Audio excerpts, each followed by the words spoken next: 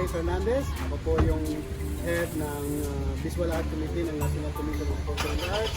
Dahil sa gusto rin namin magkaroon ng tanda yung pangyayari ito, kung kaya meron silang mga ginawang mga t-shirt design ng pagkasabi na itong time na ito namin ginawa yung Amping Scene ng 2019 at nagkaroon sila ng mga personal na t-shirt na isusuot namin sa araw ng paglalahad sa ang mga binibigay namin na mga pamamaraan ng paglikha sa visual art ay mga advance o mga panibagong forma na kung saan hindi mo ito makukuha ng ordinaryo sa level ng namin mga pinagbibigyan ngayon.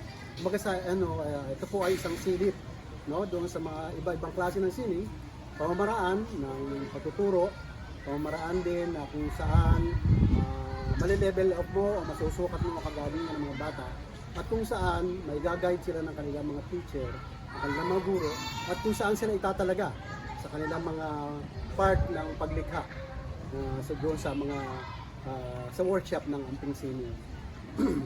Yan po yung sa tingin namin ay mahalaga na naiiba doon sa ibang mga workshop na binibigay kasi po ito po ay mga pamamaraan na develop ng mga artists kung saan ito ay yung aming mga sinishare ngayon upang matuklasan din nila yung sarili nila habang lumilika at makita nila yung kagalingan na pwede nilang maituloy sa kanilang susunod pang mga edad o pag-aaral.